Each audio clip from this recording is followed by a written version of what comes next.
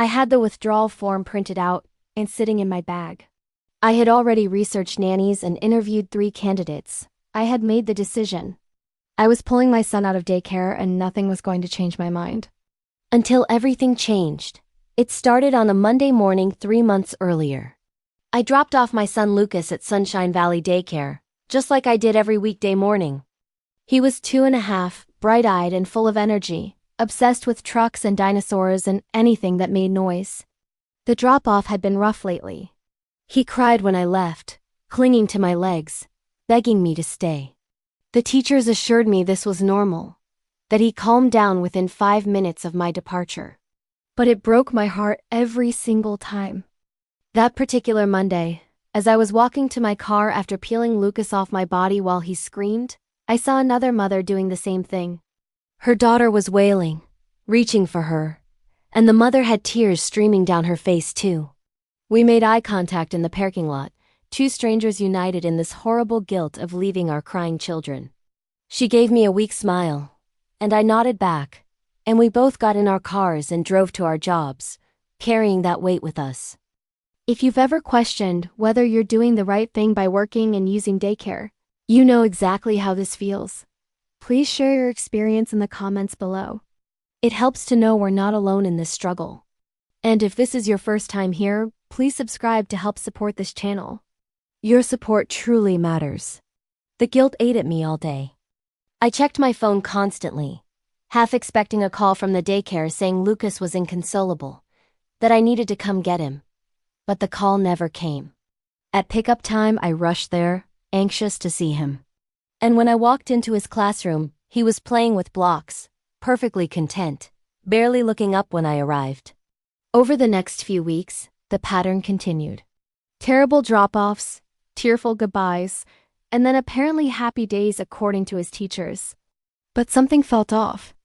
Lucas started having meltdowns at home over tiny things.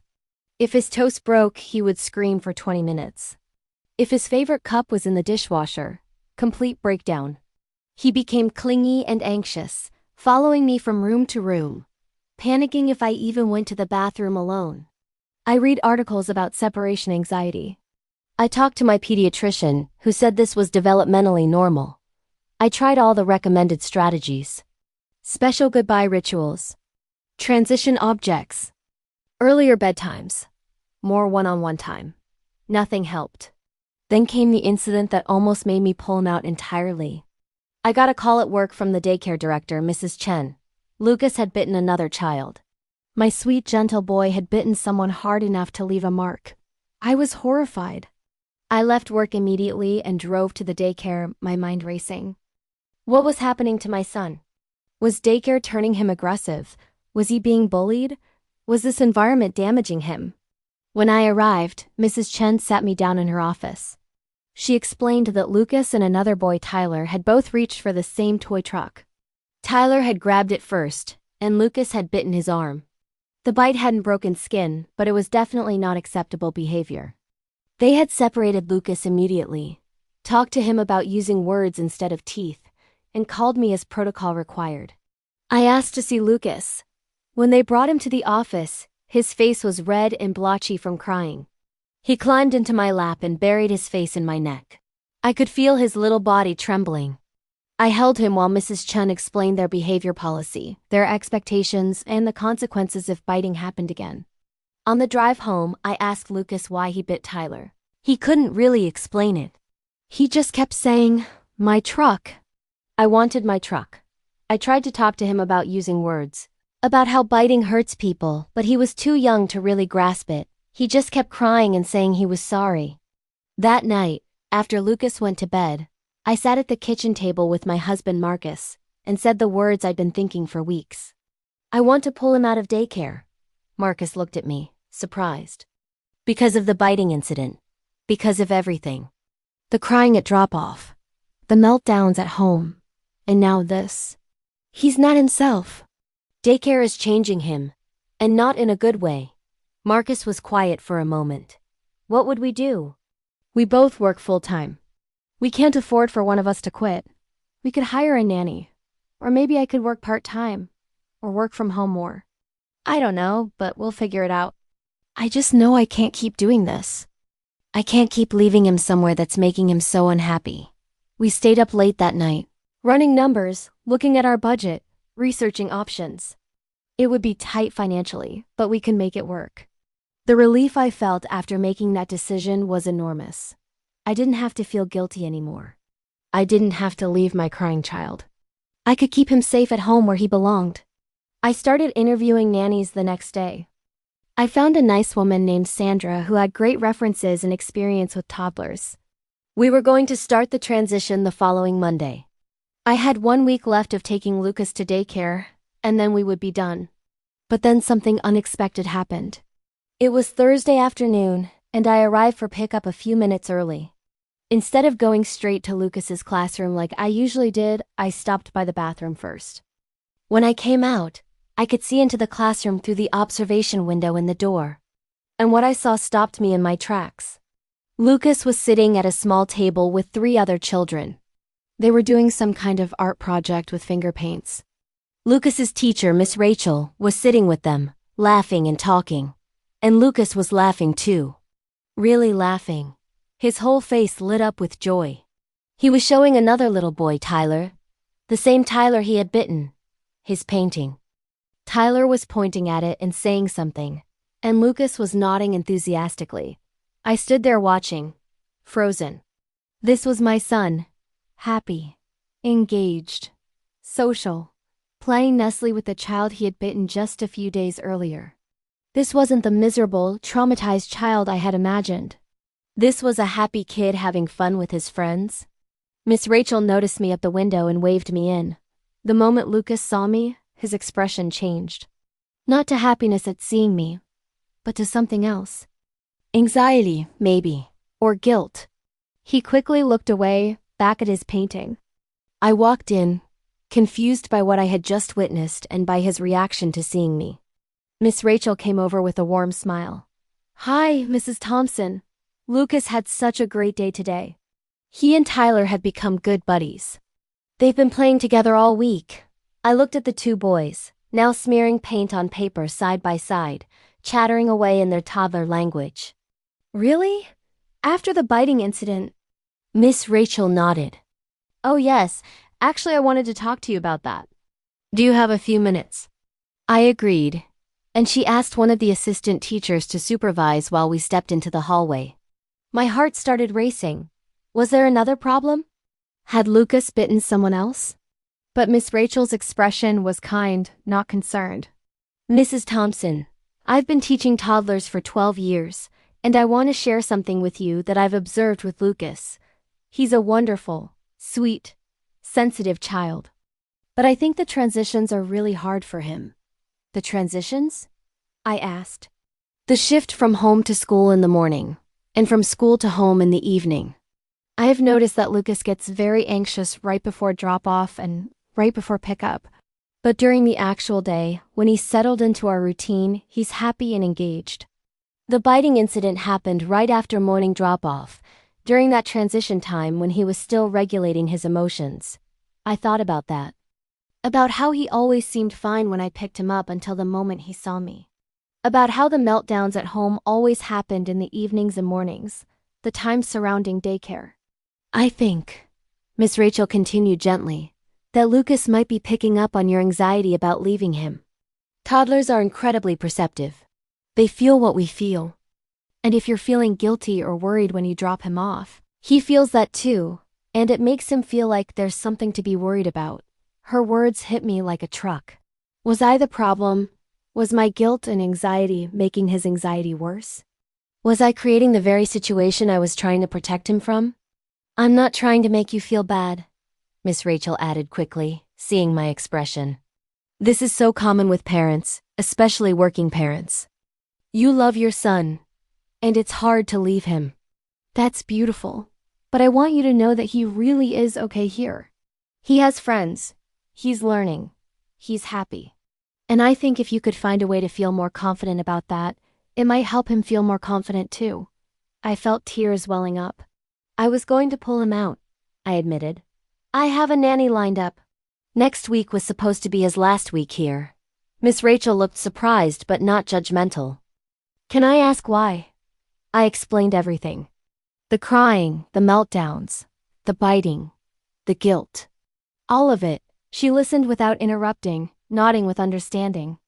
When I finished, she said, I completely understand why you feel that way. But can I suggest something? Before you make that decision, what if you tried shifting your perspective for 1 week? What if you spent this last week really observing Lucas during the day when he doesn't know you're watching? We have an observation room with a one-way window. You could come during different times and just watch how he actually is here, not just during the stressful transition moments. I hesitated. Part of me just wanted to be done, to escape the guilt and stress. But another part of me was curious. Who was Lucas when I wasn't around? What was I missing? Okay, I said. I'll try it. That night, I didn't tell Lucas I was going to be watching him. I didn't want to affect his behavior. I just went through our normal routine, though I tried to be more calm and positive at bedtime, talking about how much fun he would have at school the next day instead of anxiously asking if he was okay.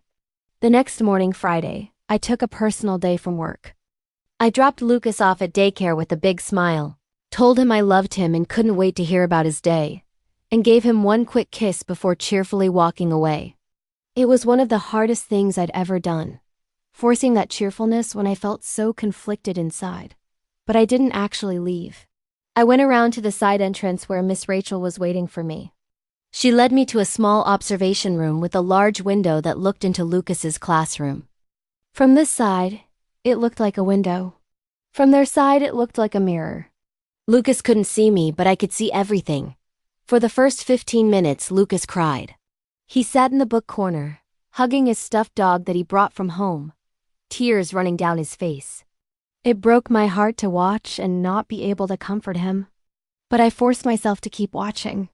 Miss Rachel sat near him, not hovering, just present. She would occasionally say something gentle to him, but she didn't try to force him to stop crying. She just let him feel his feelings.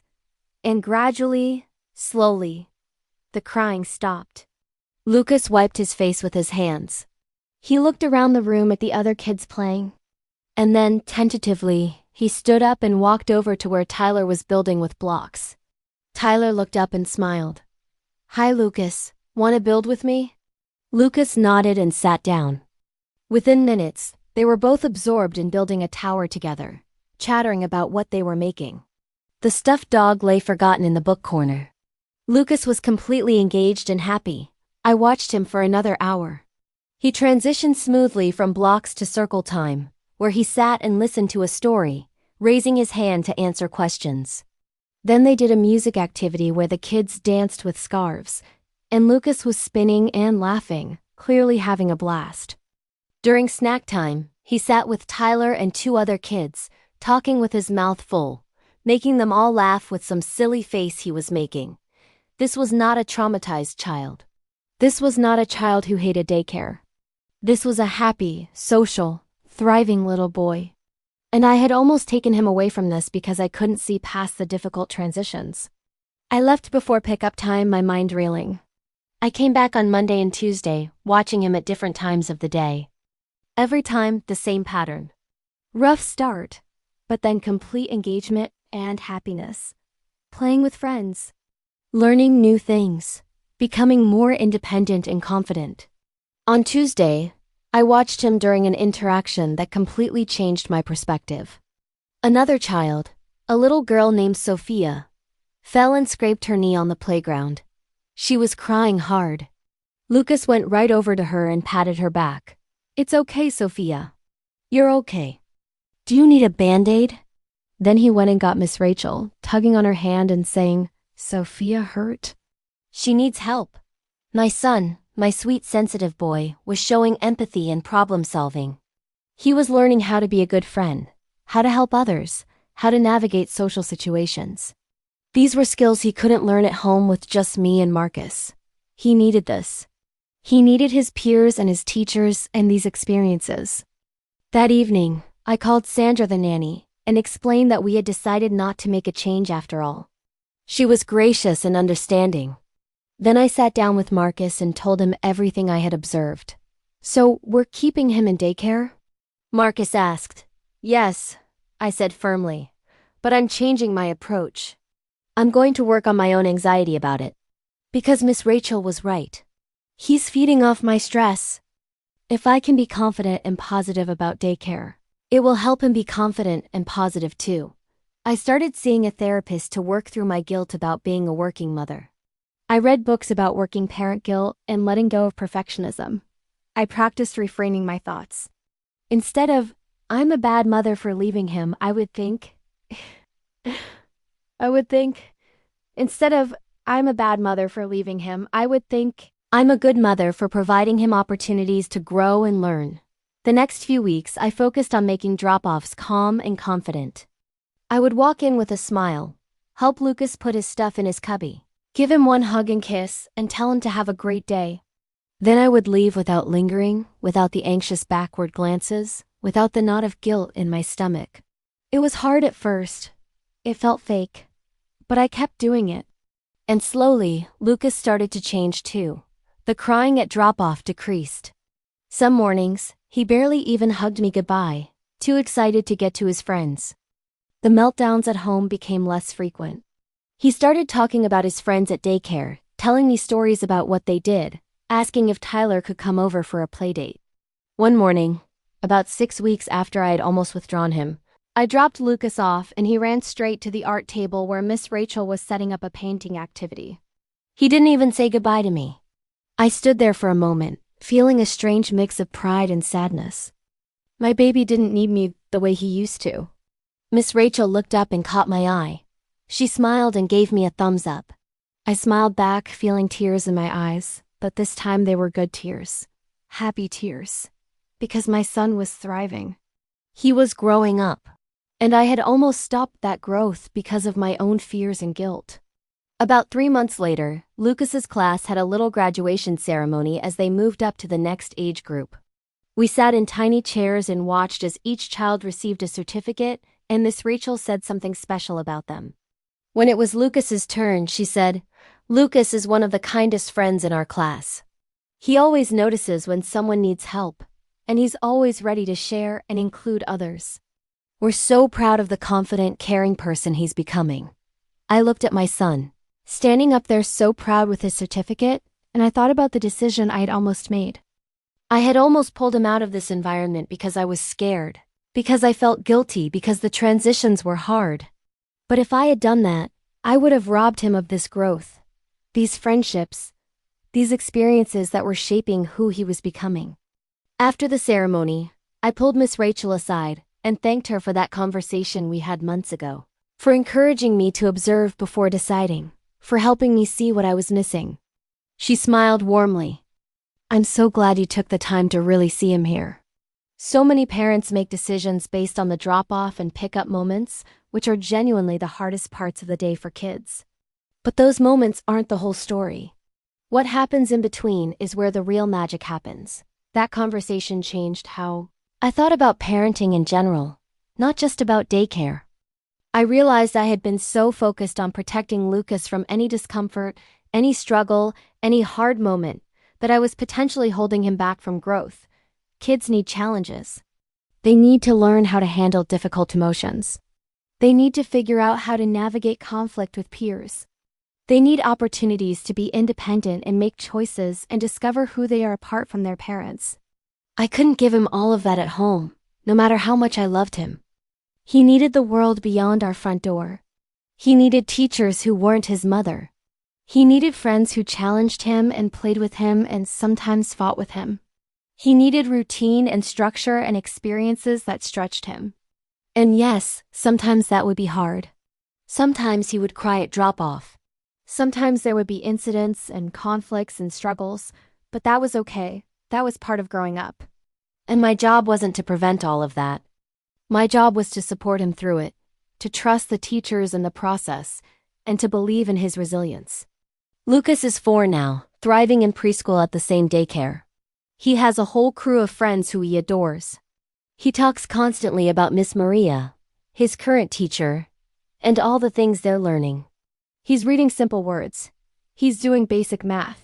He's painting and building and creating. He's negotiating with peers and solving problems and becoming his own person. And here's the thing I never expected. I'm thriving too.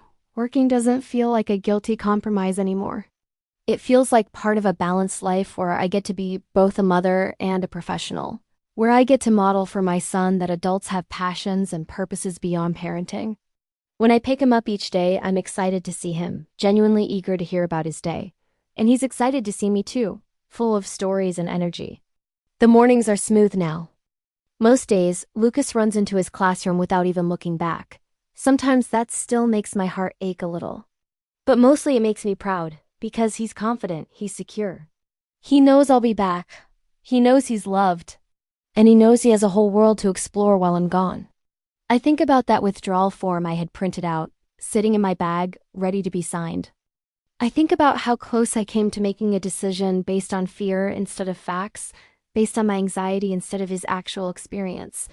And I'm so grateful I didn't follow through. If you're struggling with working parent guilt, if you're questioning whether daycare is the right choice, if you're watching your child cry at drop-off and wondering if you're damaging them, please hear this. You're not. The drop-off moment is hard, but it's not the whole story. Your child is learning and growing and becoming who they're meant to be, and you're not a bad parent for working. You're not selfish for needing adult conversation and professional fulfillment. You're human, and you're doing your best. But also, if something truly feels wrong, trust that instinct too. Observe. Ask questions. Communicate with teachers. Every child is different, and every daycare is different. What works for one family might not work for another. The key is to make decisions based on reality, not just on the hard moments or on guilt. For us, staying in daycare was absolutely the right choice. Not because it was always easy or because there were never struggles, but because overall it was helping Lucas grow into a confident, kind, social person. The hard moments were worth it for all the growth that was happening. I sometimes see other parents at drop-off who have that same look I used to have. The guilt, the anxiety, the backward glances as they leave their crying children. And I want to tell them what I learned. That it's okay. That their children are okay. That the tears will stop 5 minutes after they leave.